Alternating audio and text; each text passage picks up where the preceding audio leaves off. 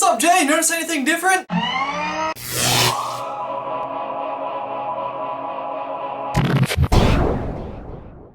Yeah, I added a boomerang to my setup there. Jay, things on my bucket list would include having something that I created become patented, landing a backflip on my snowboard, and finally meeting the Vlog brothers, Hank and John Green, who are our idols and inspiration for this series. Anyway, Jay, what I want to talk to you about today is something that I've observed frequently when working with aquariums. Now keep in mind that I've been doing aquariums since I was a little kid. It's something I've always been passionate about, and my first job was working at an aquarium store, and then when I was 18, opened my own retail store, did that all through college, and now switched on to a full-on service business where I'm working with the guys who created the Smithsonian's aquarium to do a huge one in my town. So needless to say, I would consider myself a little bit of an expert on this topic. Now, what's funny about it though is that my own personal tanks are never nearly as successful as my clients' tanks. Now, in large part, I think this is due to the saying of do as I say and not as I do.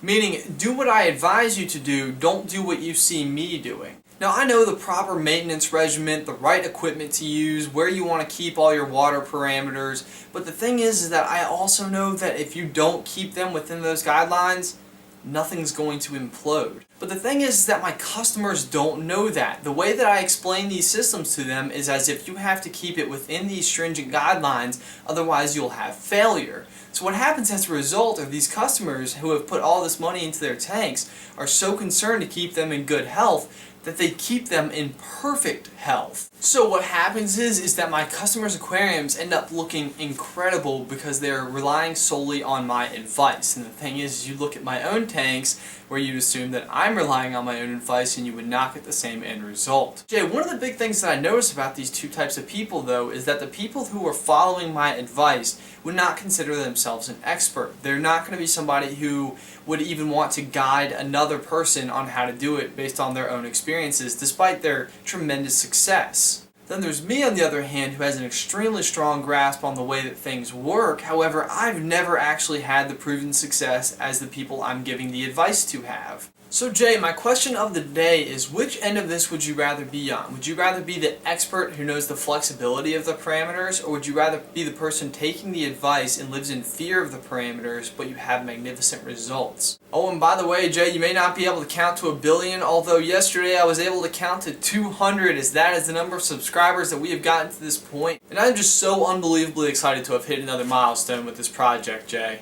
And Jay, as you have landed on another Friday show, I'm going to go ahead and commit you to something. Ask Jay round 2. I like how it makes me feel like I have control of the conversation here. So everybody, please leave questions for Jonathan to answer tomorrow in the comments below. If you leave it, I'm sure he will do his very best to get to answering it. And Jay, that's all I've got for you today, man. I will see you tomorrow.